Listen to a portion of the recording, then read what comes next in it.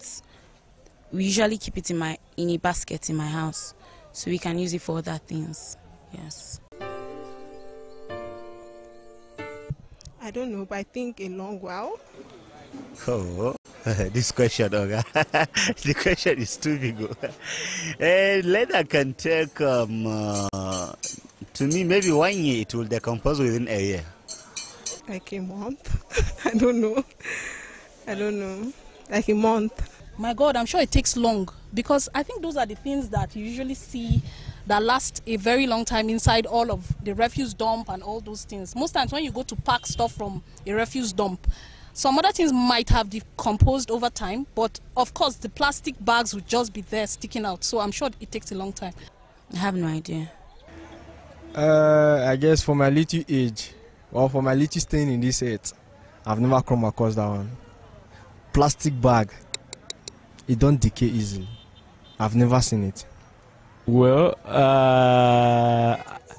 how long it decomposes? How long? Because okay, well, at least from my own little knowledge of plastic, I know it's not biodegradable, so I know it takes a long time. Maybe I say 50 years thereabouts for it to actually decompose, because of the kind of material it's made out of. So, but I'm not sure about. But I know it's a very long time actually. Wow. A month? Or a year. It depends. A year. That's impossible. Hi. That's impossible. No. I cannot agree. It takes 150 years to decompose in the soil. So I may believe it since I don't have any knowledge on it. You don't say. Then we should reconsider, really. I'm just hearing it for the first time. For a nylon bag to decompose after 100 something years, I don't know. Maybe only a scientist can tell that, not me. That's a lot of pollution for the ecosystem actually, because since it doesn't decompose on its own, definitely even in because okay, well, I dispose of it through the waste bin and all that, but a lot of people just throw it in the gutters. So you, at least I know that will definitely clog up the drainages, and even for, well, in fact, even to try to like quantify the amount of damage. Well, I can't. I really can't quantify, but I know it's a lot. It's a lot of damage to the ecosystem. It causes erosion. I think that's which I've come across before. Erosion during rainy season, when you drop it, like when you keep them anyhow, like in the dustbin, and it rain, can easily cause erosion.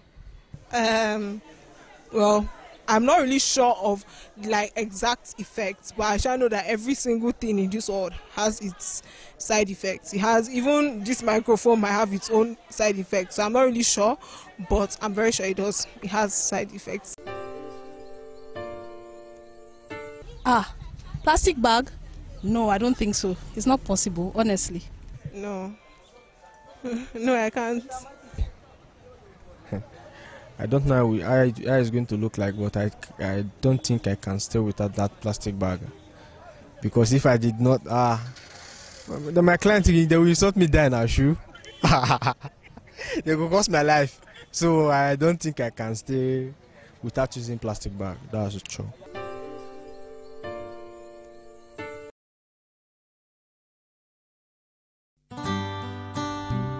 Oh my God.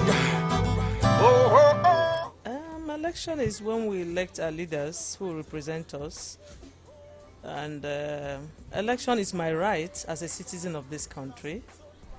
Election is a voting process. Election is a voting process, like vote a candidate for a leadership. It's not like my right to choose the country's leader. My own part to play about it. Say from layman point of view, is any activity that is aimed at, putting people in a position of authority?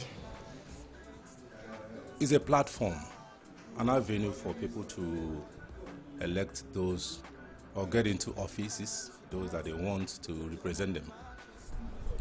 An election is simple now. It's just people choosing one or two people. The society choosing a number of people to represent, to lead, to coordinate, to do administration. All right.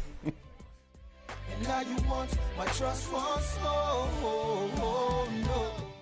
Before you can say, what an election is, there has to be an electorate. Somebody has to, vote, you understand, in an election for people of authority to get into power. The vote is the power of the electorate.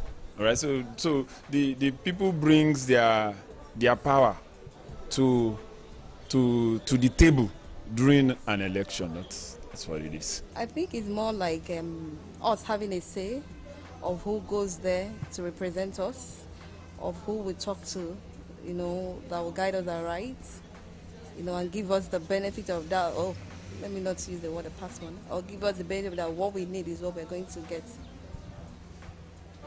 Between the electorate and the election itself, the electorate are supposed to willingly vote according to their conscience, according to what they feel that the capabilities of whoever they want to elect into offices can do.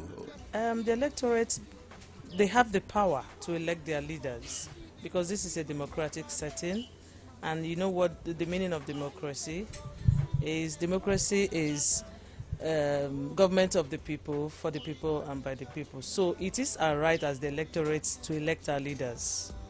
Only God can judge you now. Only God can judge you now. Come on, you can't buy my right.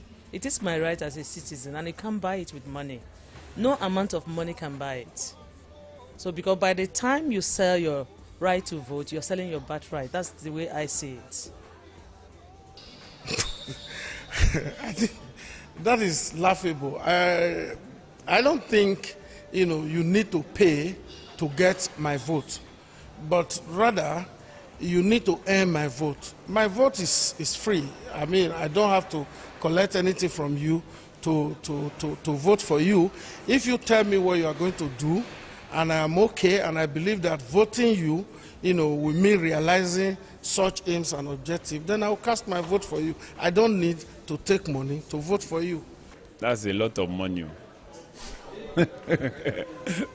My power is all I have got. All right. So if it's like I'm selling myself to you. If you pay me and I give you my power, my vote is my power. So it means you are ready to pay a whole lot of money. It's like I'm selling myself to you as a slave. You have total control over me. So that would be difficult to sell, actually. That would be very, very. In fact, it's difficult to explain. Well, but it's also simple to explain. If I give you my power, I have sold myself to you. So why should I do that? It's my vote during an election is my power, is everything I am. A matter of money, because about my generation now, trying to cause a change. There is no money whatsoever that, one has to pay to get the right leader. The money can finish, but when the money finishes, what happens? What's next? That's what we're looking at. You can only offer me your conscience and nothing else. The conscience that I have to believe that when you get in there, you represent me well. I don't believe in selling of votes, and I can't do that. So my vote only can appeal to your conscience, and that is exactly what it is. If I find out that you cannot represent me well based on your antecedents, I can't at all vote you in, no matter how much you're giving to me. I don't need anybody's money to vote. If I want to vote, I'll vote for someone I choose to vote for. Not because of the money. See, All I wanna say is that they don't really care about us. That is the bane of the problem, the bane of the issue here.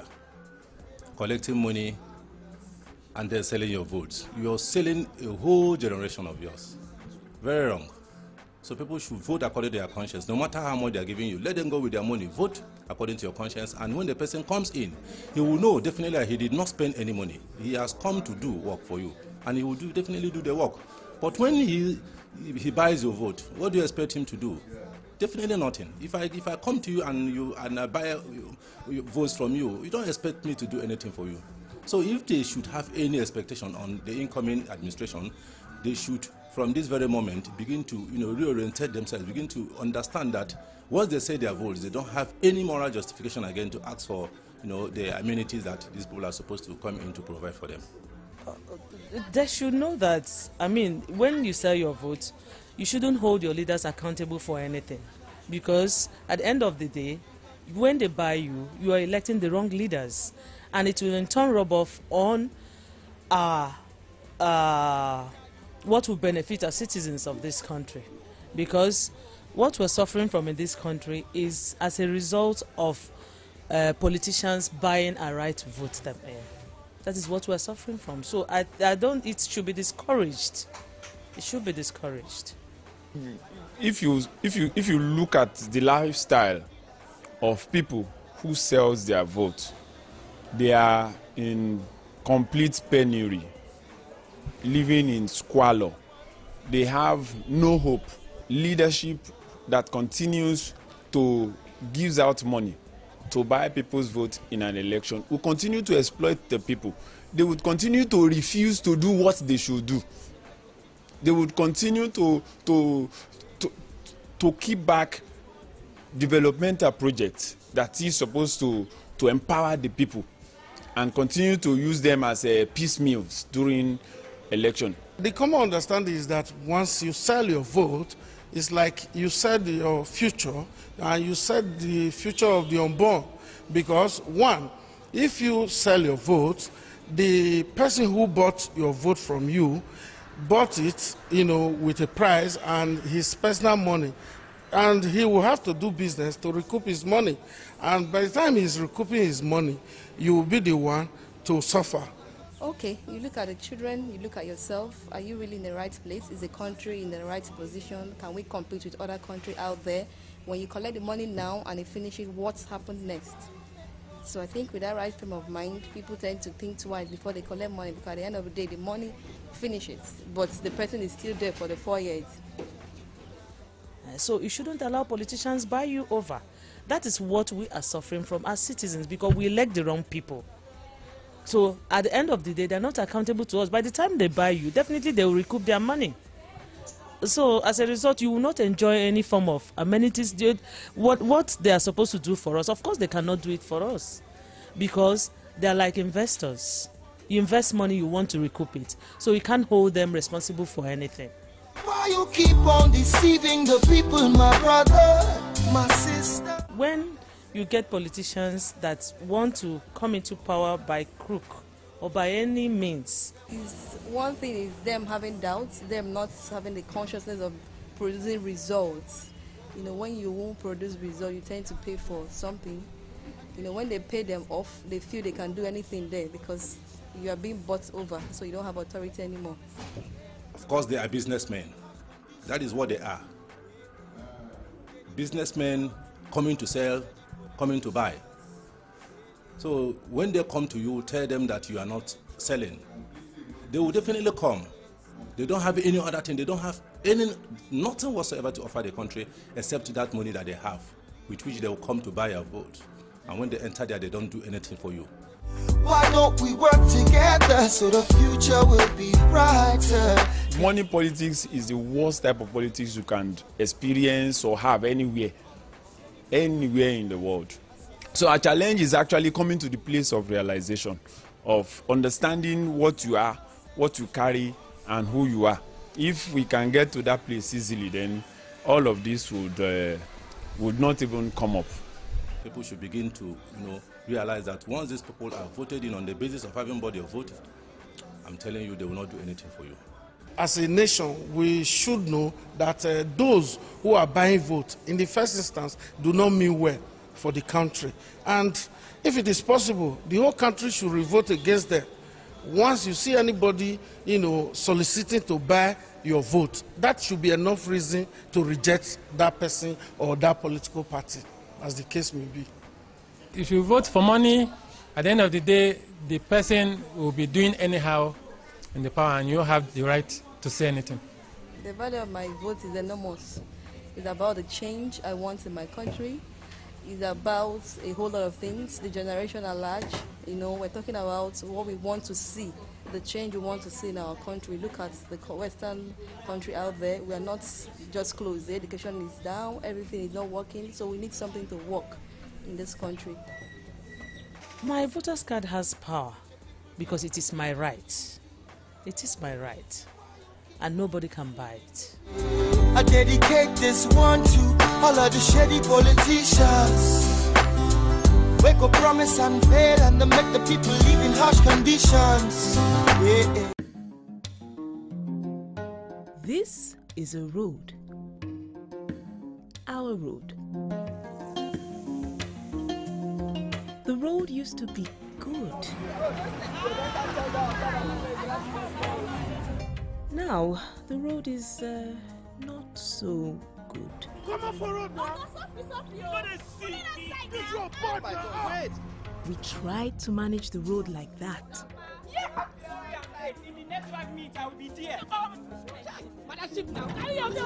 Some of us didn't even care.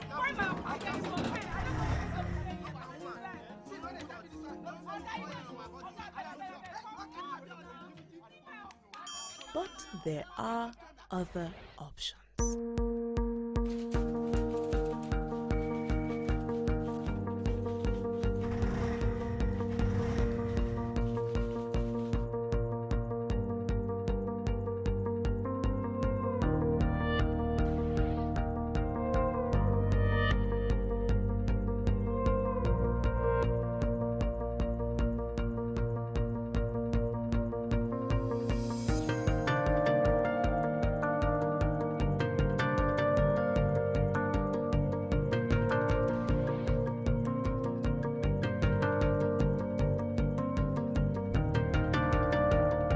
zaune da kwayar cutar polio a kasar mu.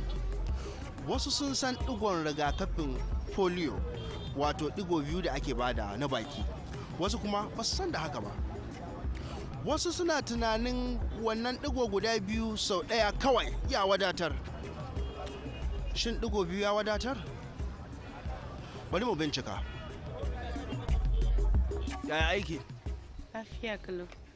Digon mai guda biyu kawai zai isa soya kosai? Ba zai isa ba. To, ta ce ba zai isa ba. Ina zuwa.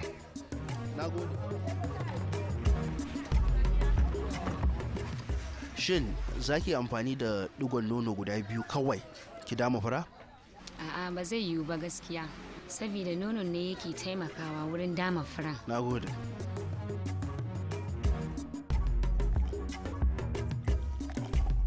Tambaya nake, shin digon ruwa biyu kawai zai isa hada shayi? Ai ba zai yiwu a hada ruwa da shayi da digon ruwa biyu ba. Dalili kuwa ai ba zai isa mutum ba. Dole sai ya kai kaman kofi daya. Barka da. Barka gare. Da Allah tambaya nake so yi. Allah sa na sani.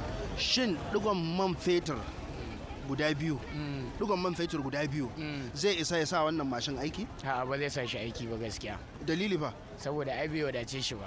Haba. Kwarai da gaske. To nan ina zaka? Dan je nan bani. Da Allah bari bi ka.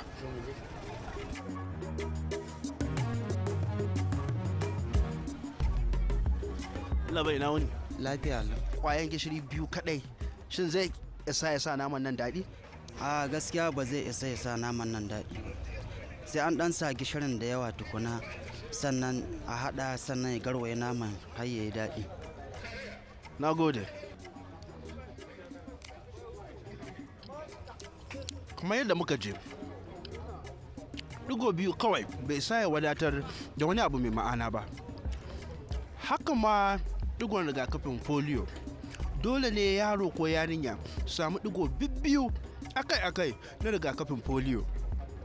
Wannan ɗigo biyu akai-akai shi zai wadatar wajen kare yaro ko yarinya daga kamuwa da cutar koko kowace irin cutar polio.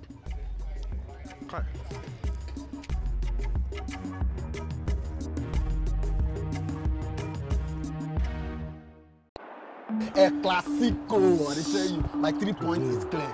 Yes. Eh? They go watch match.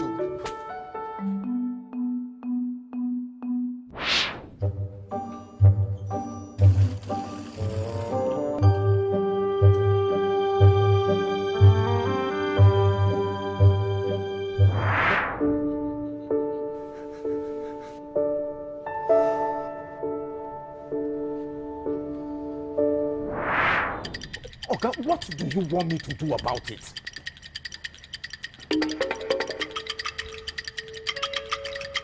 Give us light. That's the only thing you've been saying since you came into my office. Maybe your work be that. No, it's my work, but see. Our government fit do their work if we sef do our own work. No just sit down. Carry wetin dey worry you go meet who suppose solve am.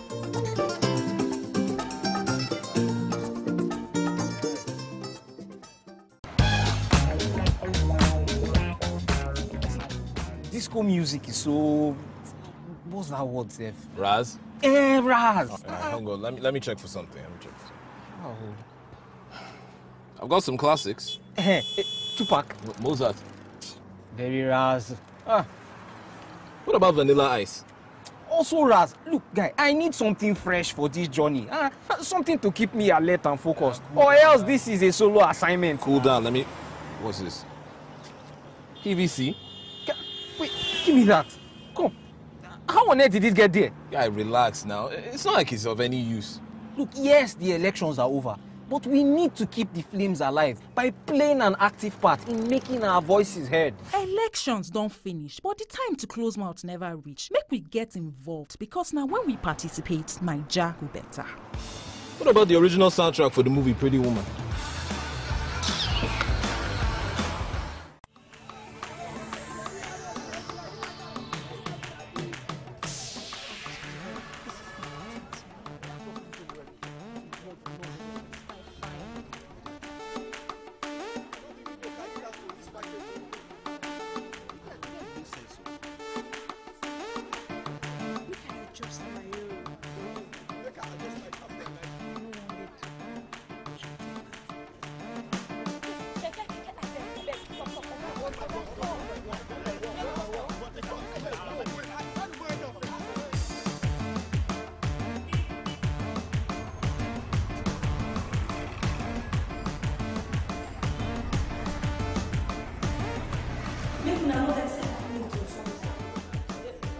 See you, if we not talk, nothing will change.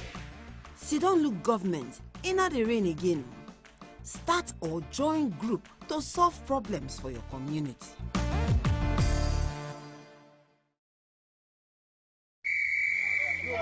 To, da kai da ke da ita da shi da kowa nake so na yi magana da.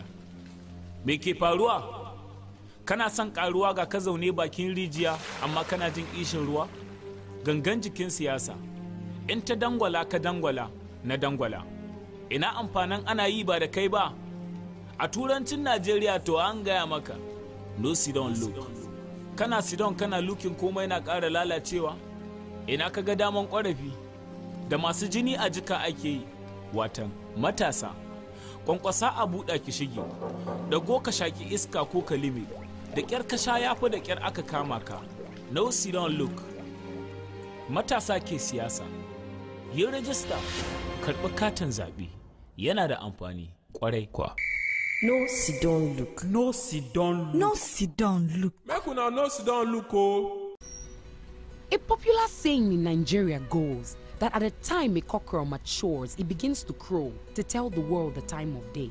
This makes a crucial premise for all of us who have come of age, the youths, to lend our voices to a nation set to flip a new page, like the chance to vote and be voted for.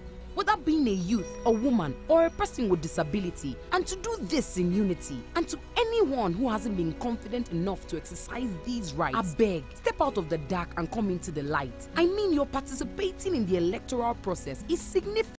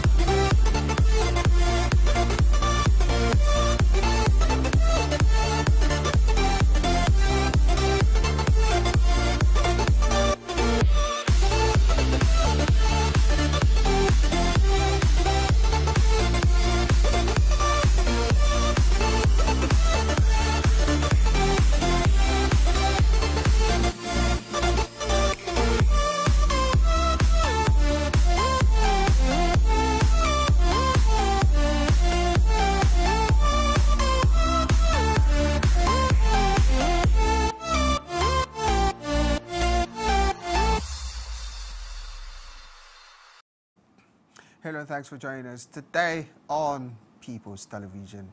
My name is Paris Samuel, and it's the Friday's edition of your favorite informative, educative, and entertainment program talking about New Day. We hope all through the week we've been able to keep you abreast of happenings in and around our polity, especially as it relates to what we do in our country.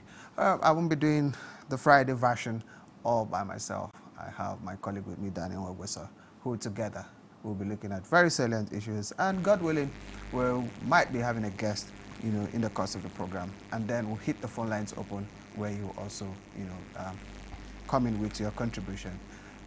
Daniel, it's Friday morning. Morning, Paris. It's Friday, and 10th day in the month of August. 10 days gone already, and we're counting down. But one thing I've noticed about the Fridays, Paris, is we put the Fridays out for some lightning topics, some things to just ease of the stress. But it seemed like Friday is not part of the days where we discuss some topical political issues, because I mean things keep happening every day, and this is the season. I mean, you will not blame our topics on what we treat. Definitely. It's just a season. We can't. I mean, things that we ought to talk about today, we can't keep it till Monday. It will be stale, you know. But I mean, what do you expect on a period where we have lots of election and lots of defections, and lots of political drama happening, you know. So it's here again.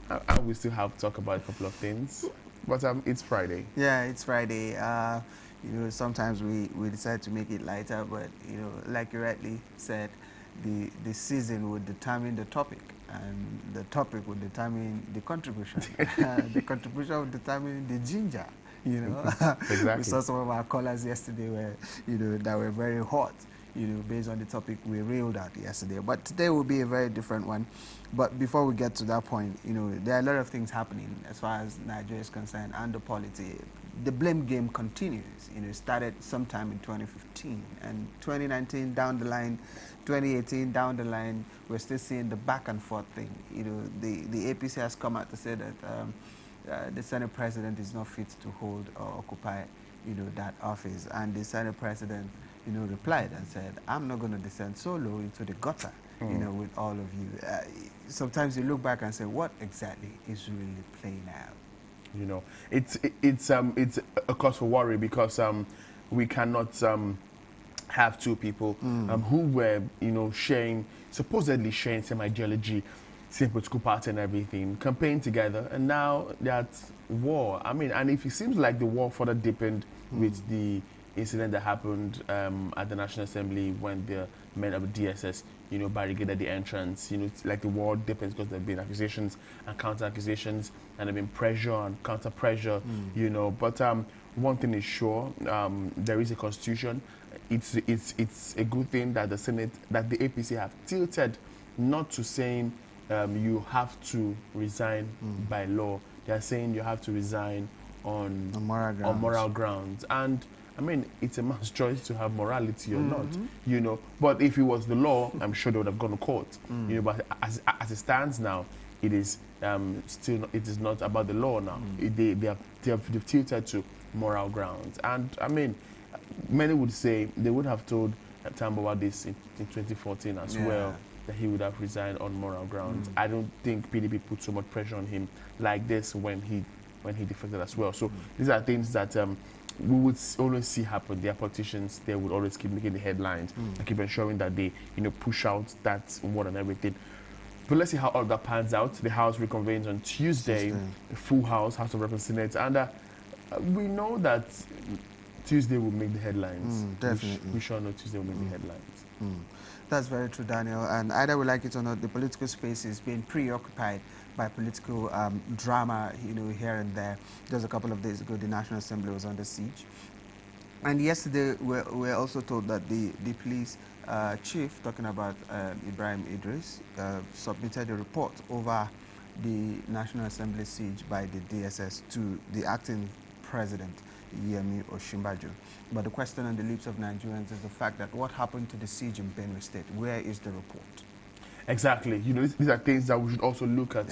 Why the National Assembly siege alone?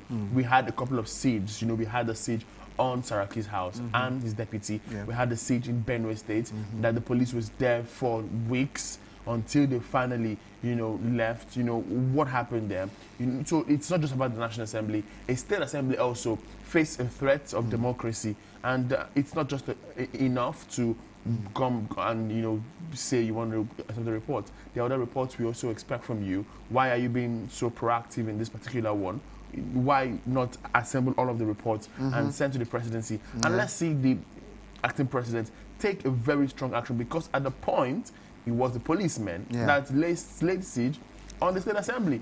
So take a very strong move on that as well. So these are things that Nigerians are really asking, that there are a few things that have happened, and we need to know exactly what the result or what the report of all of these things are.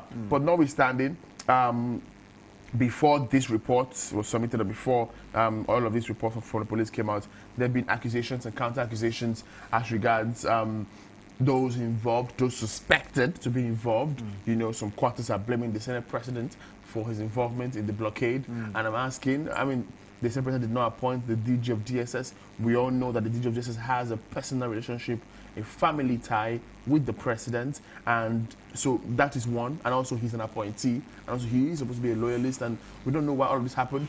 But many blaming the Senate president now, many fingering him in the matter. Don't also forget that also a report came out yesterday by National Daily that the chief of staff to the president, Abba Kyari, has also been fingered in the matter. So, are you saying that two of President Buhari's allies worked with one of Buhari's, you know, political, I wouldn't say his enemy now, but someone is having political disagreements, rival now with, two of them are working in tandem with this person? Then there's a lot that should be questioned about the men around the president. If they can establish any fact that Abba Kyari and Lawal Daura were involved in this, and they could finger or link Saraki in all of this matter, and it is true, then the president needs to check his kitchen cabinet. He needs to check his email. He needs to check people he's working with. It is very, very important, because, I mean, it means he's not safe anywhere. But let's talk about the fact that the APC, on the day of the siege, called for investigation, condemned the siege, you know, joined the call for a proper report to be done on what happened. But just yesterday, the same APC, by its acting spokesman Yekini Nabena, went in sharp contrast to what he wrote a day before. I mean, I read two comments, and sometimes you begin to ask yourself, what exactly is going on? He went ahead to say that, yes, the mayhem would have happened at the National Assembly, and so the DSS, in their right thinking, went there to forestall any plan or any mayhem. I mean, and that what they did was in right, as was right and was in tandem. And like, how do all of this? You didn't do your investigation well before you released the first report or the first statement. You know, all these things get us to think. But we just hope that the police or the investigators, or those in charge, will do a good job and produce us results, and not excuses or reasons, but just give us results. So that all those, because there are lots of things by us to be looked at. I mean, the mace was stolen a couple of weeks ago, or months ago, and nothing is being done up till now. The mace was stolen, and we're still here. I mean, if the mace was stolen and nothing was done, Benue State House of Assembly there was a siege on that House of Assembly. For how many days? And nothing was done. I mean, what do you expect? It will come to the national. It will come to the center. And now the National Assembly was locked down, and then we hear that the report has been sent. We are waiting for. There are lots of reports. When they're done with this, we remember that there are also reports pending that you haven't worked on, and we need to know the culprits in all of this. It's not about anybody right now. It's about the democracy. It's about the fact that we need to begin to obey rule of law in this country. Very true, Daniel. The rule of law need to be followed to the latter. That is the only way that the spirit of the Constitution will actually be preserved. And in all of this, you know, most times, like you know what we rightly say on the program, that it should be more of the people rather than more of selfish or self-interest. On a good day, you know, we've said it over and again, that we have a crop of politicians, you know, in our country that does not really have the human face in all of their dealings. Because how could you wake up one morning and, you know, find yourself in an elective position and you tend to forget those that elected you into power? Daniel, before now, we're told by, I think, the World Bank statistics that an average Nigerian lives below $1. And this is 2018. I can only imagine how much an average Nigerian lives below as we speak. $1 is around 350, 60 naira. So if 2-3 years ago we were living below that, below, not above, not on the same par, if that is anything to go by a few years ago, I think it could be better imagined how much an average Nigerian is living, you know, below as we speak. Now, if you now bring all of this into the political space, we've seen money-backed politicians. You know, we saw what happened in Ekiti State, where money, you know, was freely given out, in as much as you can let out the party, you know, you are voting for to the agent. And then the Osun State governorship election is also coming up in a couple of weeks from now, September 22nd, will be the time for Osun State governorship election. Marrying all this together, looking at the 2019 general elections, you know, in coming up in less than 190 days, what do you think we are likely to stabilize? Because the polity is heated up. Grand plan to impeach or to take away the Senate president. The National Assembly going on recess, now trying to reconvene. There was supposed to be meetings of the leadership of the National Assembly a couple of days ago, but that was never, you know, allowed to happen. Insecurity in and around our country, all of this put together. Are we likely to settle down in the next couple of 100 years, Daniel? I see all of this as, you know, serious issues that we need to contend with instead of, you know, moving around circles every day.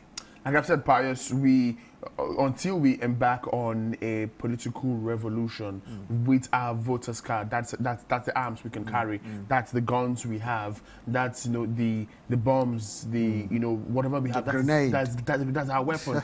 Well, until there is a revolution, an electoral revolution, and there will be a time, there will be an election where all of these leaders will be shocked to their bone marrows that they all will lose elections, and there will be some crop of people who will take the country at heart and begin to think of the future of this country. Then we can think of a headway, Pius. Do you think this crop of politicians will ever allow that to happen? Remember the Not Too Young to Run bill. You remember when it was being signed. You remember a particular statement from Mr. President. Oh, please don't contest now. Contest after 2023. I mean, do you think this group of people will sit back and allow that to happen because they have control over the electoral umpire, which is the Independent National Electoral Commission? They have control over the security agencies. You know, we've seen 30,000 policemen deployed in Ekiti State, over 19,000 civil defense, and over 4,000 military guys, putting all together, running into almost 51,000 and thereabout, still counting. Do you think they have that particular interest to allow things to fly naturally? I think my greatest political hero, or my greatest democratic hero, I think is still Goodluck Jonathan. I am not holding brief for him, but from his body language, even before the election, you know, his statements were categorically clear. My political ambition is not worth the blood of any Nigerian. I think that should be written on stone.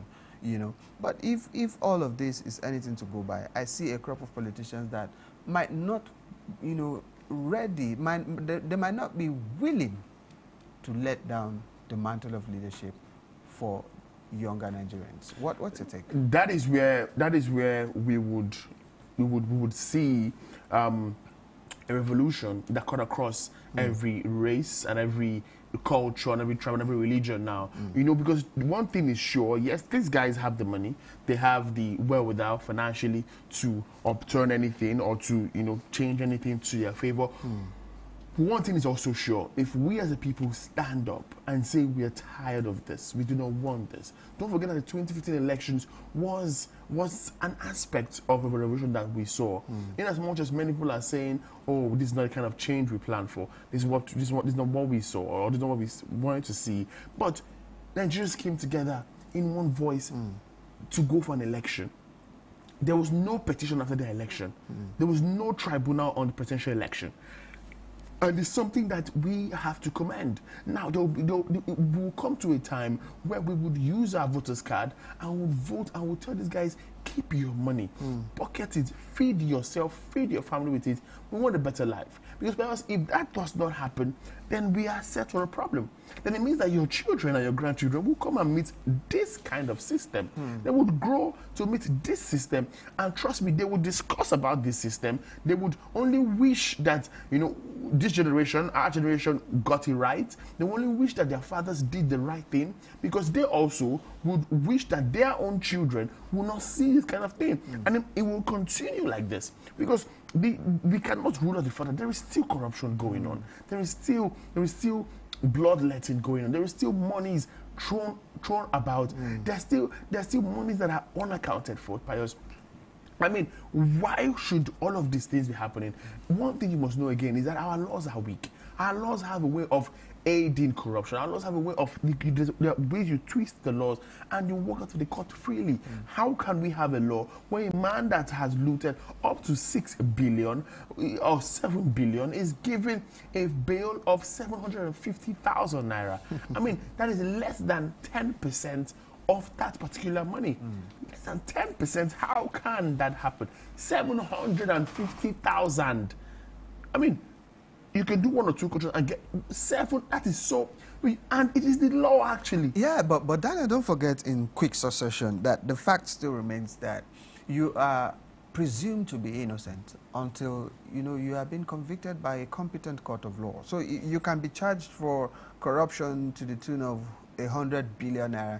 If the court has not proven that, they can only give you, a bail sum that they feel you can meet up. But once, they can establish the fact that with provable evidences that, okay, you've actually done this, and these are the, evidences that has been, tendered to the court of law, then your bail condition, if at all they're going to give you any bail or grant you any bail, will definitely be higher than that. But if at that point it's still at investigation level and all of that, I think, the judge will use his own prerogative to say, okay, since we have not been able to establish this, let's just give him a bail, at least at this point, And don't forget, the law says that you shouldn't keep a suspect for more than 24 hours, in your custody. So if that is anything to go by, then, I think the judges most times will just use their discretion in saying, okay, fine, since we are still investigating, just pay this sum of amount, then the investigation will still go on. But I can tell you that once that fact has been established, there's going to be an upward review, if at all, such a suspect will be granted bail. Part of what we're talking about, Pius, because our investigation system is quite sluggish, or maybe they make it really sluggish. Because if they want to, let's, for example, if you're being hunted now, trust me, they will facilitate the process, and you will be indicted. The evidence will come out, and they will go to court, and court will even facilitate court hearings, and you'll be brought to book. So how can we continue to do like this? Why are there people who would get accelerated hearing, and there are people who would not get accelerated hearings? Why in a country like this? Don't forget that this same person was dismissed from the civil service and found his way back into the same civil service. I mean, or given a promotion. I mean, so our laws are weak. There are things that are lost. Don't be surprised that though he's been rearrested now, and be taken out, to do so that he is still earning salary or earning pension. And these are things that we need to look at. Our laws are weak. You don't blame the system when the laws did not provide, an enabling ground for the system to flourish. So I mean, you don't blame the courts. I mean, we've had Dasuki, who is still in custody, who have been granted bail 6 times by 6 different competent courts of law, and is still in detention. By law, he should have left, and some member of government comes to say because of the lives that were lost in Boko Haram. Now, also at the same time, we have Boko Haram members who have been given amnesty, who have been arrested and granted bail. These are Boko Haram you found with arms that you saw committed mayhem. So why is the law tilted? And that is a problem. Until we come at par, until we understand that we need to rejig our laws, we need to go back to our laws and make our laws. We need to make corruption a criminal offense with capital punishment. People have been agitating for it. I know the assembly would never approve such. But I mean, if you look at it, China for one, two Asian countries have approved such, and the economy have blossomed. Because you would not try it. Because the fact that you are corrupt, it means that you have taken money that was meant for a road, was meant for a rail, that was meant for, to make the airlines better, and you took that money, and that project was not done, and people plied that road, had accident and died. People flew that aircraft and had accident and died. You took money for a medical health center in a particular local government, and pregnant women could not access good health care. You took money for school, and children cannot go to school because you didn't build schools, or you didn't build the right schools. That is why we need to look at a point where corruption becomes a criminal offense with a capital punishment. But it is really bad and worrying that our politicians will not accept such. They will not go in that way. Well, Daniel is really bad, but I can also try to expand exactly what you said, because corruption is not just you taking money or you trying to not to complete a particular project. Corruption can also be that you're doubling, figures. Corruption can also be that you're taking what doesn't belong to you. Corruption can also be that this is what you're supposed to do, but you left it undone and you're doing something differently. So if we're going to use the word corruption and want to attach capital punishment to it, I think it's going to fall into different sections and all of that, because if you're expected to sign a particular document and you fail to sign it, that could also be seen as corruption. So, but basically maybe what you're trying to bring to the fore is the fact that once you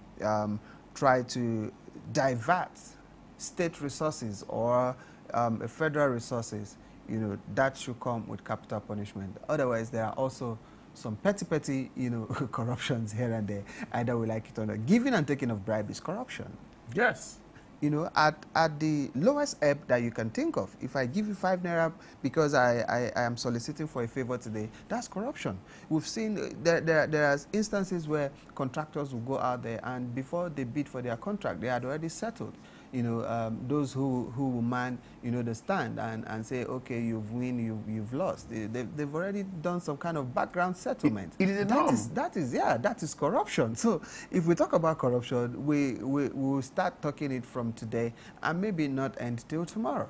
So, but the fact still remains that if we have the appropriate laws that can address some of these things, I think it will go a very long way, in enhancing our democracy, in enhancing our policies, in enhancing our national economy, in enhancing our national lives as people. Once you're a Nigerian and you travel out of this country, they will see that, okay, in Nigeria, okay, they've changed and all of that. And maybe after now, we'll take some time out to check where exactly are we in the corruption index, in the world. I remember the last time we were still just 2 steps down where we were some couple of years ago, in 146 or 186 or thereabouts. So we really need to take some time to check exactly where we are right now. Then vis-a-vis, we'll now place it side by side, on the anti-corruption war that the present administration, is carrying out.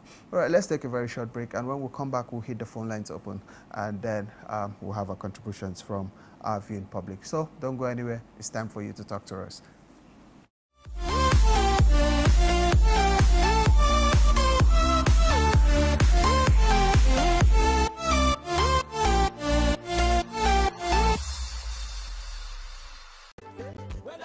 Ours is a country of vast tropical and equatorial woodlands, with arid deserts to extensive savanna grasslands, expansive mountains, immense rivers,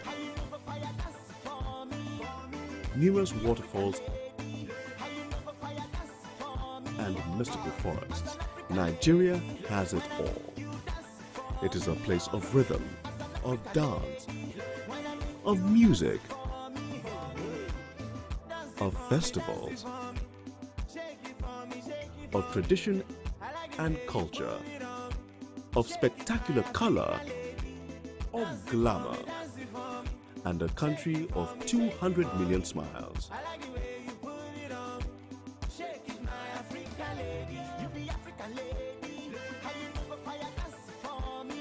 And home to a unique people of incomparable passion.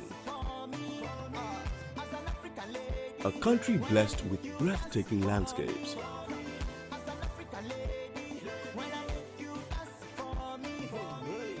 home to some of the most diverse equatorial flora and fauna species on the earth.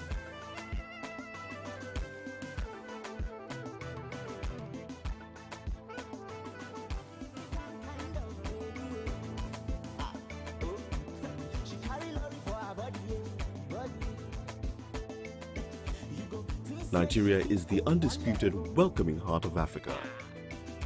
We have 521 unique ethno-linguistic groups. The world's newest and organic language, Pidgin, the world's oldest structural sign language, Hausa Sign Language, in addition to the world's oldest continuous market, the 600-year-old Kurmi Market, which is situated within the ancient northern city of Kano, where 1,000-year-old city walls can still be found intact to this day. Nigeria has unique and ancient cultures, traditions and customs, and is steeped in spirituality, with as many Muslims as Christians. We also boast the world's oldest systematic religious philosophical system in Ifa, also known as Afa, and practiced as Santeria, Candomblé, Palo, Ubanda, and Voodoo, and in various countries around the world. Nigeria is also home to the world's oldest purpose-built boat, the 8,500-year-old Ifuna canoe.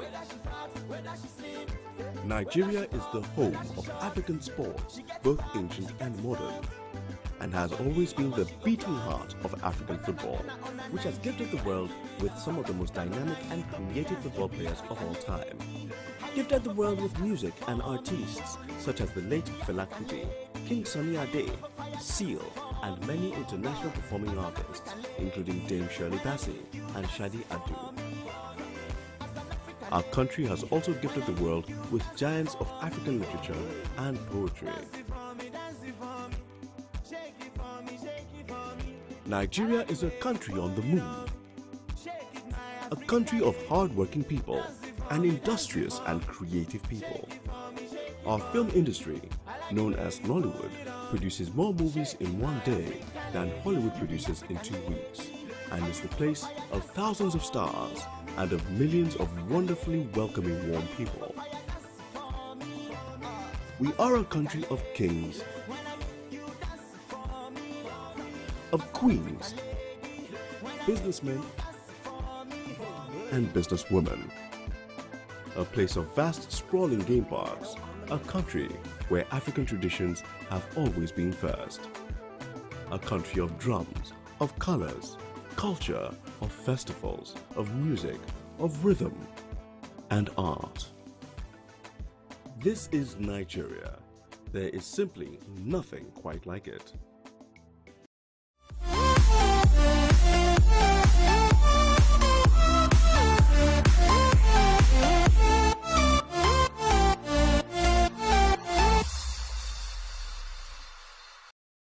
All right, glad to have you back on the show today.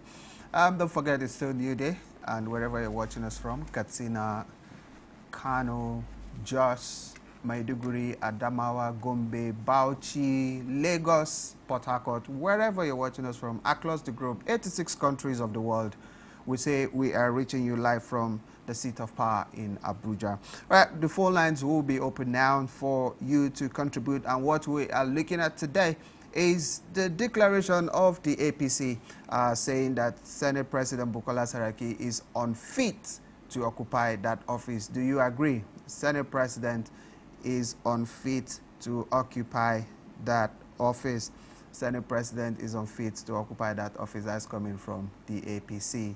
APC declares Saraki unfit for Senate presidency. Do you really agree with that position of the party? Daniel, why is it that, you know, I was sharing with one of my guests on my program, Politics and You, a couple of days ago. I said, when Saraki emerged as the Senate president some 3-4 years ago, I was so happy because I thought our democracy was actually evolving. I thought our democracy was actually growing because that was the first time we would have a bipartisan leadership in the National Assembly, coming from the Red Chamber. I was so happy, I was so excited, and I felt, wow, if this can happen, then we should also see a presidency, you know, coming from maybe the majority party. And maybe when you want to pick your ministers and all that, you bring all of the political parties together and then ask them to bring their nominees so that you can form an all-inclusive government. When are we going to see all of that in this country? Because what we've seen now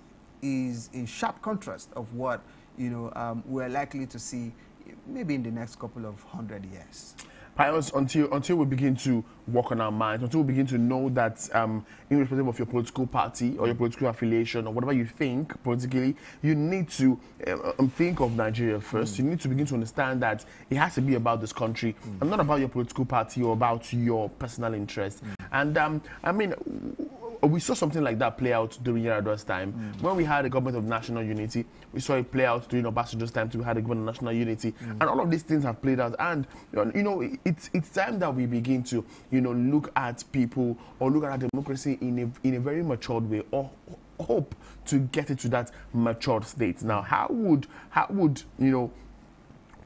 like you said, we were all happy when we saw a couple of years ago that the APC, then Saraki, produced, the Senate President, and Ekweremadu in the PDP came up as the Deputy Senate President. Many said it was an agreement that Saraki had with the PDP. Whatever you call it, however you want to see it, the truth remains that we had two different political parties, the main party and the opposition party, at the helm of affairs in the Red Chamber, which was a very, very good sign for our democracy. But down the line, we are beginning to see that it's more like we are going backwards. It's more like we are taking a retrogressive move with the fight for the presidency, with all of the bickerings that they're having here. I think we have a caller on the line. Hello, good morning. Thanks for joining us today. Hello, Wale is on the line. Okay, Wale, calling from where, please? Lagos. Lagos. All right, thank you, Wale, for joining us this morning. Go ahead with your contribution. Actually, I can't understand the way they were talking about Saraki. You see, what we are looking for in this country is beyond Saraki.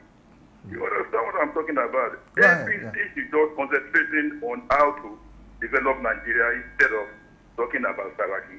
You understand? They formed these parties together. APC does not belong to anybody initially. They came with different parties.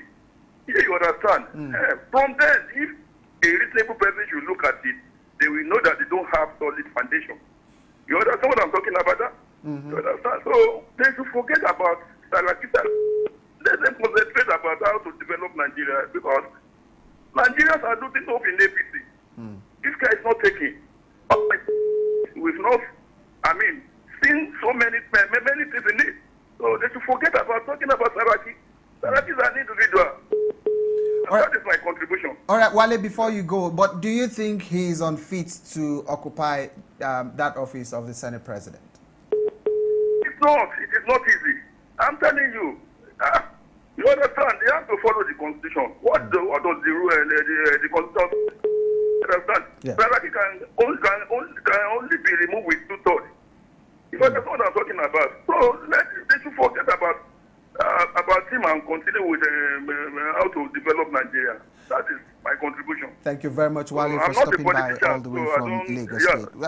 I think I want to subscribe to what Wale just said. I think it should not be more about an individual rather than a collective interest, of our country. I think the country should come first. We've said it over and again on this show that Nigeria should be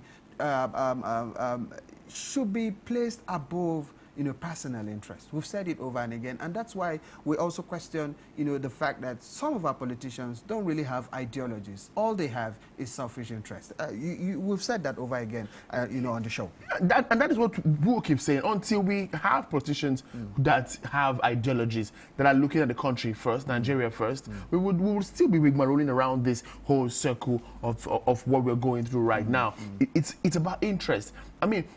Many questioned the campaign of about 14 senators to the PDP when it happened, and more questions arose when Akpabio, Senate Minority Leader, they camped from the APC, from PDP to the APC. All right, we have another call on the line. Hello, good morning. Thanks for joining us.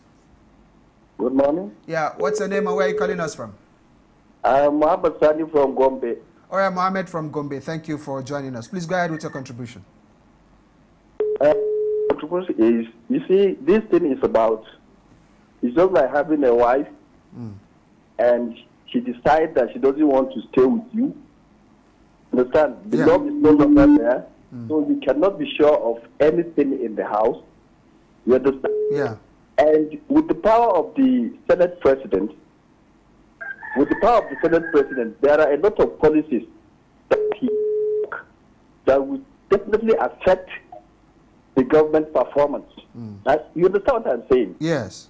For example, the president said since about 3 years ago, nothing has been done on that issue. And it's really affecting the system. So, I believe Saraki is unfit to be the Senate president. It's about party politics.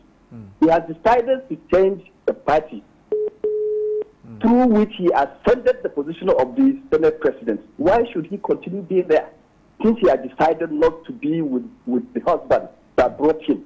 So if a wife decides not to be with the husband, then she should now leave the house and go and get another husband. That's simple. There are so things that he has been blocking in that Senate, and it's affecting the performance of the government in its entirety. You understand? That's my contribution. All right, thank you, Mohammed, for calling all the way from Gombe. Thank you very much. Mohammed is of the view that if you have a wife and you no longer feel comfortable with her, the next thing is to show her the red card, like Governor Tom was shown some couple of days ago. Yes, so if we are saying that Saraki should resign, and I mean, if they are bringing up laws, I mean, there are no laws that states that he should resign. It means that every governor who was ever decamped should also leave the seat because he's in that office with the platform, or he has left the platform through which he came into office. But there's a constitution here. But I thank God that the APC have tilted to a particular narrative now, which is resign on moral grounds. So it is left to the subject matter. Okay, we have another caller on the line. Hello, good morning. Thanks for joining us today. Hello, good morning. What's your name? I'm Patrick. Sorry again? I said I'm Patrick. Patrick. Okay, Patrick. Calling from where? Jalingo, Taraba State. Jalingo. Go ahead, Patrick. The issue of Saraki that people are talking about so much. You see, we're talking about a country that has a specific constitution set aside for such issues.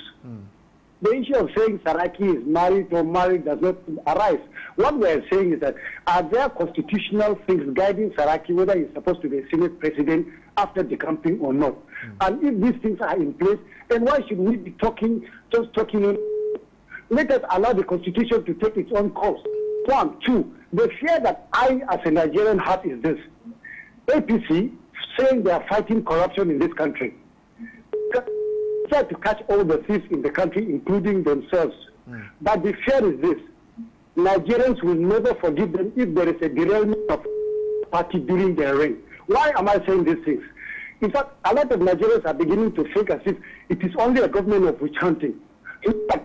Everybody that comes from APC, they follow him. I'm not against fighting corruption, but let it be holistic and totalistic. Look, a lot of people cried about Rotary Amechi, and he's still a minister. So many things are happening. Like you rightly said in your own discourse. Corruption is not only about stealing or taking. Then the APC should be very, very careful because the way they are handling this government, in fact, it's very fearful to some of the reasonable thinking Nigerians. Thank you very much. Thank you very much, Patrick, for stopping by all the way from Jalingo State, Jalingo in Taraba State. If you're fighting corruption, fight it holistically. That's the position of Patrick, and I feel that that is his own position. But when you look at it, collectively, you will not outrightly condemn the fight against corruption, that this administration has actually embarked upon. It might not be perfect, but at least we are starting from somewhere. Don't forget that many have also blamed the president on his lukewarm attitude towards some of his appointees, men that they've had pointing fingers to them, and nothing has been done yet. Many are still waiting for his comments or his reaction on Kemi Adeosun's NYSC forged certificate. All of these things. We have another caller on the line, Daniel. Hello, good morning. Thanks for joining us today. I want to make a little contribution this morning. Yeah, what's your name and where are you calling us from?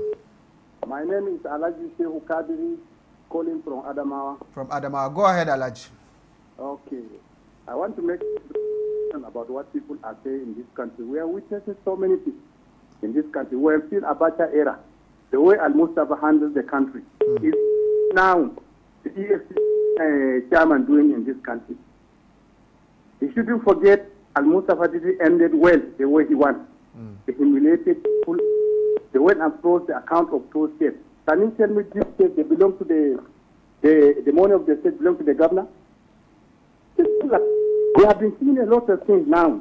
We think the president, what they did in Benue State for allowing 8 people and impeach, they're trying to impeach the governor, it's not good. This country is not made for 2 or 3 people. The same president that about President Buhari overthrow elected President Shehu Shagari. We are still alive. We are all. Yeah? Yeah. Still Shagari is still alive. You have some more people that are dead. At that councillor, from the council and above, nobody was left in this country. People were arrested and locked. But the time got there now is the time pretty good freedom. But I tell you, this country, we have to watch. We have seen the way EFCC chairman, Attorney General, the way they are handling the country. We are having problem of men. We are having problem of insecurity because most of them are Muslim brothers to the president. They don't act. They always silent about what is happening. Now it is great problem between the Muslim and Christian. Nobody trusts each other. Is that the way can we continue in this country? Because if the men like heaven will fall, Buhari Kaza. Buhari is not the first Muslim president in this country. He cannot be the last. A Fulani Muslim from Adamawa.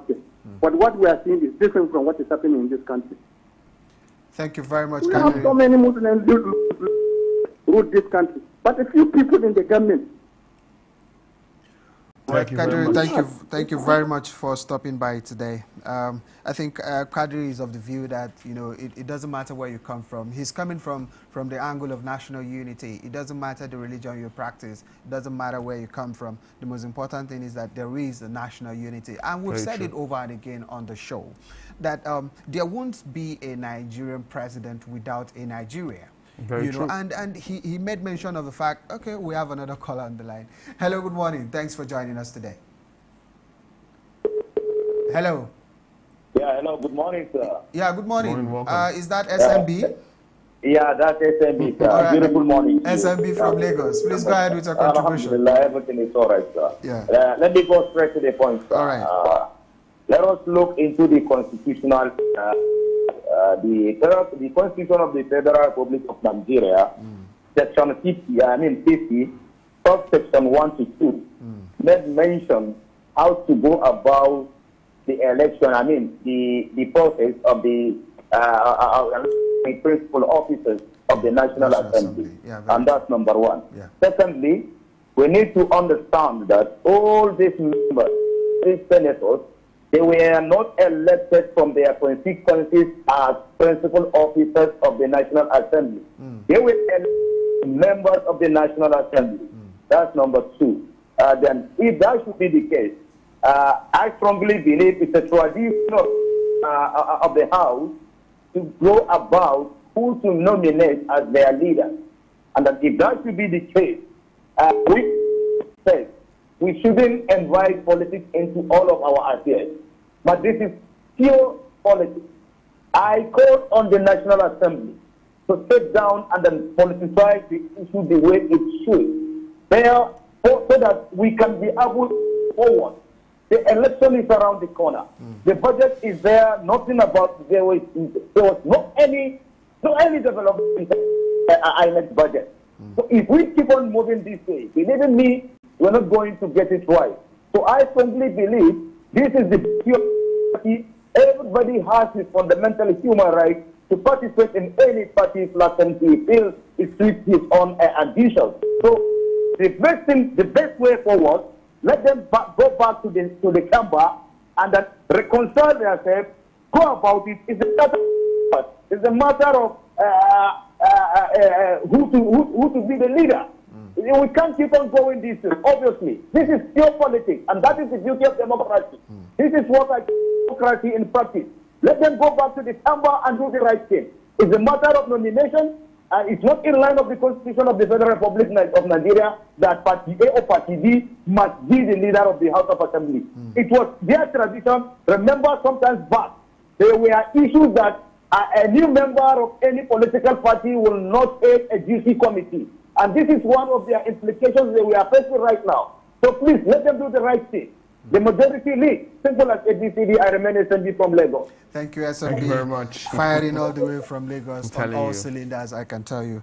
SMB has been, on fire as it relates to political matters in this country. Yeah, he quoted, the part of the section of the Constitution that we have been quoting on the show, talking about Section 50, where, there are stipulated guidelines on how to, either elect or impeach any serving or principal officers of the National Assembly. And the Constitution is clear. A two-thirds majority, will have to do that. So if you don't have up to that level, then I think it's unconstitutional. All right, we have another caller on the line. Hello, good morning. Thanks for joining us today.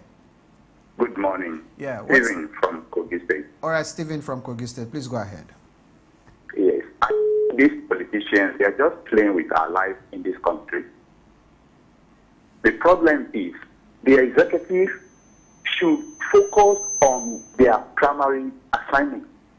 Let them leave the legislature alone. We have to be realistic in this. 2017 budget, how much of it was maybe implemented? Now 2018 has been approved.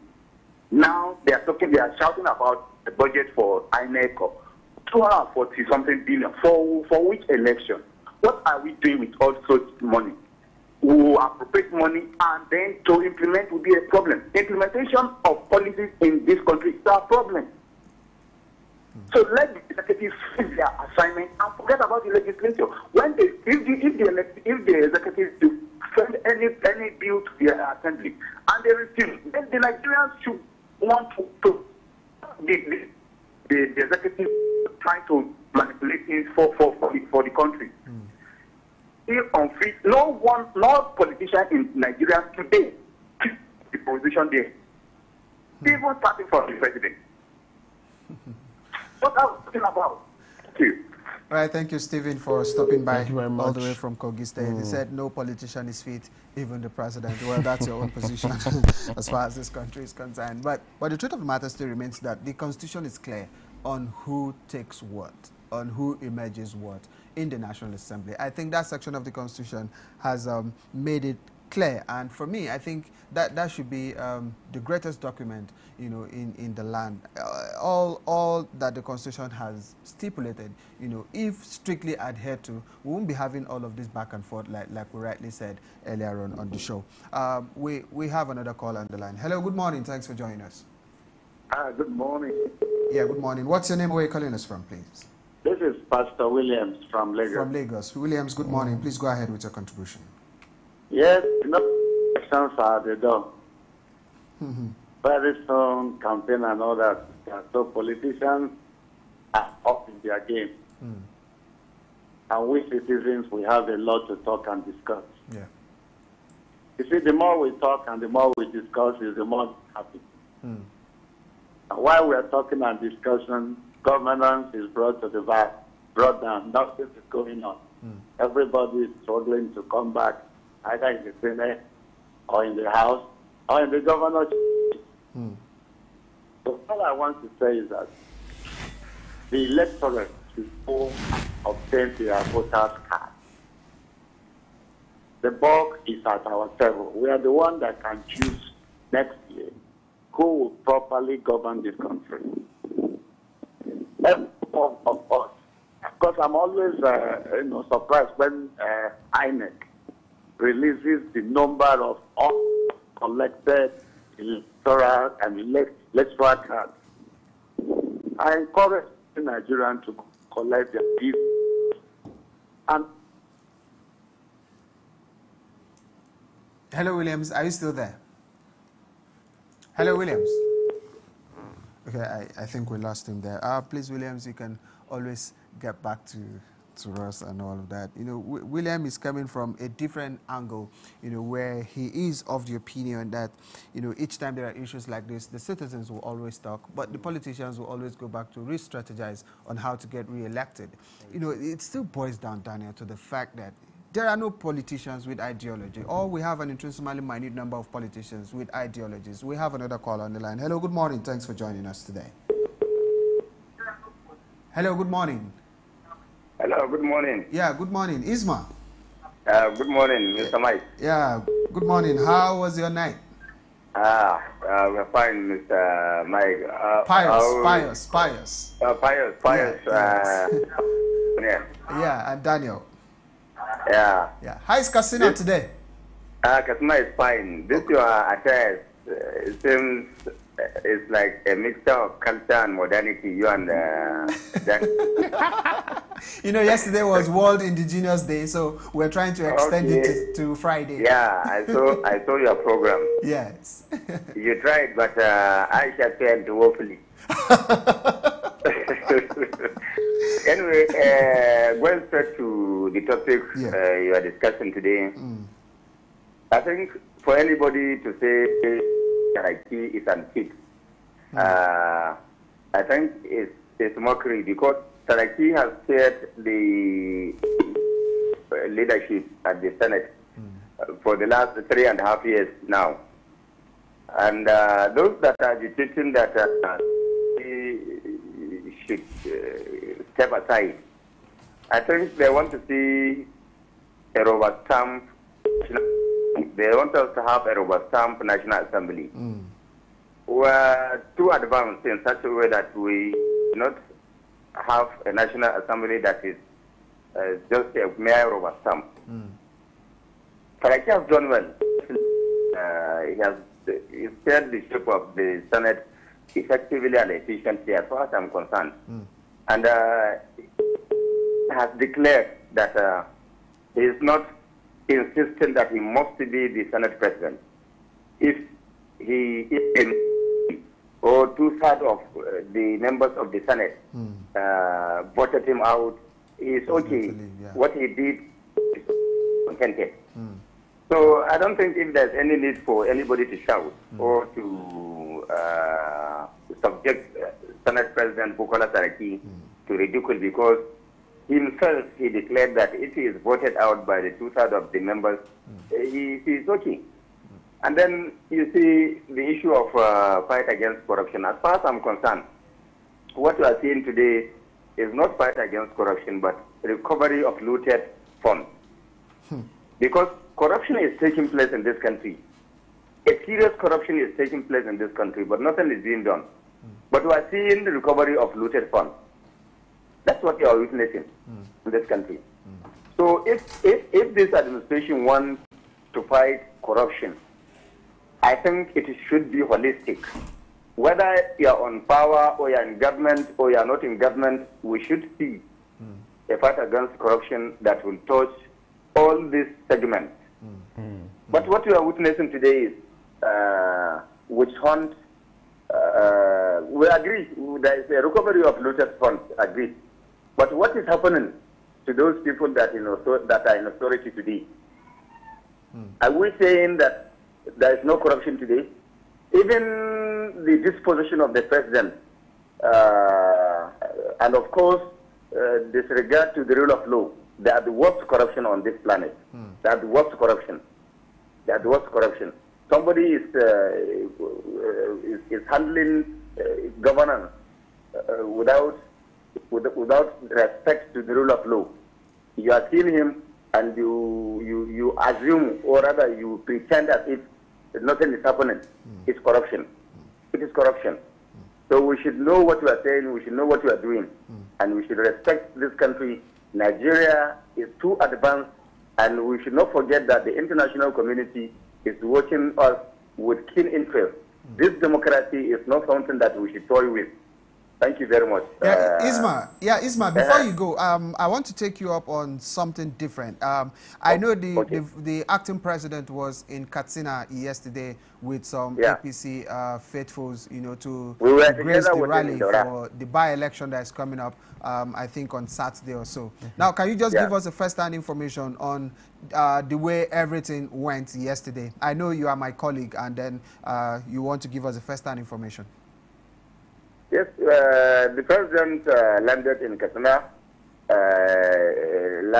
yesterday's afternoon, and from there he went straight to Daura, where there was a mammoth crowd there of politicians, party supporters, and of course other elders. He was warmly received. And what happened there was the presentation of the APC candidate for the Daura Senatorial Zone, which is going to hold tomorrow, God willing. And everything went smoothly, honestly. Speeches were made, and of course the candidate was presented before the crowd. And of course there were a lot of things that happened there, but it went smoothly, and I believe it is, even the election itself is going to hold smoothly tomorrow. All right, thank you very much, Isma, for stopping by all the way from Katsina. Thank you very much for calling. All right, we've got feelers from Katsina. Basically. And all of that. Basically. Like we said earlier on, that we'll be having a guest on the show. He is a presidential candidate for one of the political parties. And then once he comes on set, we'll open the phone lines. The phone lines is just... everybody wants to call. But we'll have a presidential candidate on the program, in the next couple of minutes. Then we'll also throw the lines open. You want to ask him exactly what are his plans, what are his ambitions, what does he stand to give the Nigerian populace, if eventually he emerged as the president, in 2019. All right, these are more what we'll be looking at in the next couple of hours, and then we'll be calling the show a wrap. All right, just stand by. In the next couple of minutes, we'll be paying some commercial bills. And when we come back, we'll have a presidential candidate on set with us. Then you'll be able to ask him what exactly are his plans. Don't go anywhere. We'll be right back.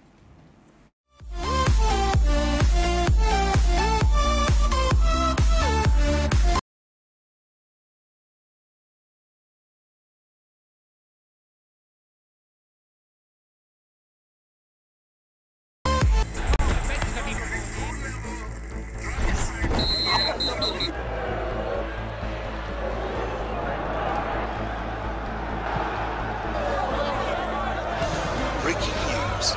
MTN gives 2,000% bonus for reactivating your MTN SIM.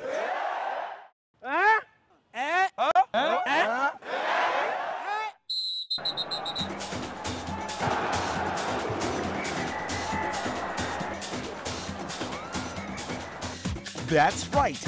If you haven't used your MTN SIM for 45 days or more, recharge now and get 2,000% bonus. That's right, 2,000% bonus for your first recharge of every month.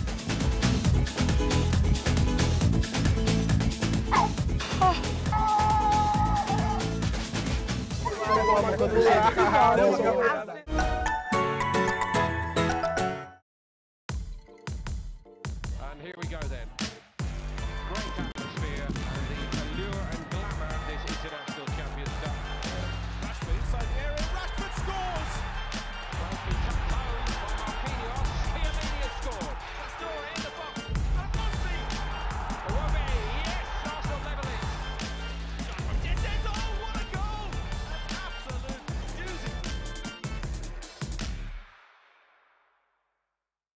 It's new, it's here. It's premium entertainment for everyone from August 1st. Get popping every day with Ebony Life TV. Mondays are for Nollywood. Tuesdays are for novellas. The Next Generation have a blast on Wednesdays. Thursdays are for drama. Fridays are there to excite you and binge every weekend.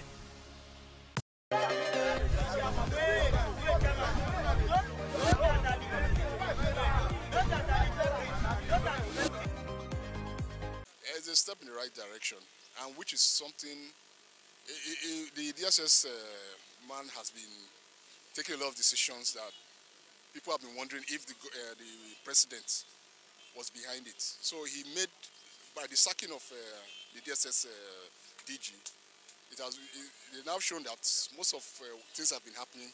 The man has been acting on his own. Maman Daura, Lawa Daura, he has been acting on his own. And it was very imperative that the sacking took place so that the budget consideration should go on. And it is a way of appeasing the lawmakers so that they can come to the table and negotiate with the president. All right. Whoever that violate the rule of the land should be dealt with severely. However, the gladiators that perpetrated that crime are known, and their days will soon be exposed. The same DGSSS wrote against a nominee of his principal, Ibrahim Magu, to the National Assembly 2 times, saying Ibrahim Magu is not fit to be the head of the Economic Crime Commission. Today, Ibrahim Magu is still there and is out of the office. The sack of that man is a welcome development, because what happened yesterday in the National Assembly is undemocratic. In this era, in this generation, that we are practicing democracy and things still happen like that, as if we are in the military era. I think we should continue to sack some of them that are doing such things. If we know that he is not performing very well, is going astray, we have to correct that impression, so that we all know that we are in a democratic dispensation, not a military era. There is so many coloration to it.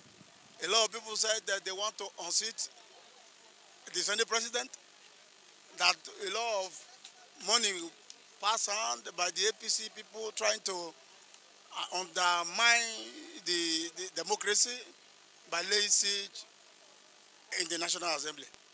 Everybody condemned it in totality. And even the federal government denied the involvement of such, but we believe at least there's no fire without smoke, or there's no smoke without fire. So we are watching. Nigerians are watching to know the outcome. But we understand that the president was not around, but the acting president was around. He officially handed over to people, to the vice, to act before he comes back for that 10 days vacation that he went for, a medical leave or whatever leave he went for. It's like there's some cabals around the presidency who are trying to retard the progress of this nation at all costs. So my suggestion is that the foreign governments must try their best to make sure that they put the necessary security architecture in order to avoid series of wranglings here and there. Because if not, it can portend great danger for our democracy. What I'm telling you, the issue of this relocation of the current DSS DG is a good omen for this nation. Because this very man has been there trying to, create kind of confusion between the presidency and the normal governance, which is a very big case in this country now. Now, some people are saying that this issue of National Assembly siege has been frequent as sort of a lack of honesty in line with the current political trend, in this political trend.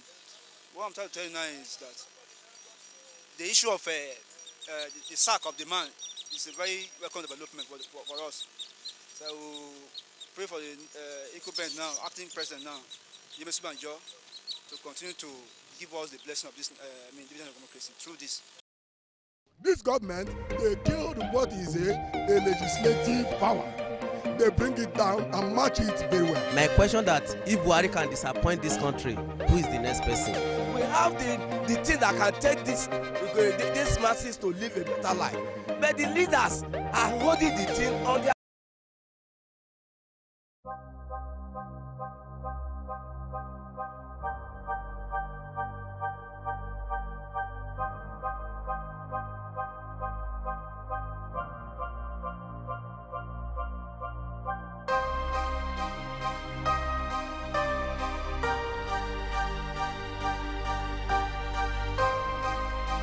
Is it not even better that we have a corrupt man who know what we, the youth of Nigeria, want?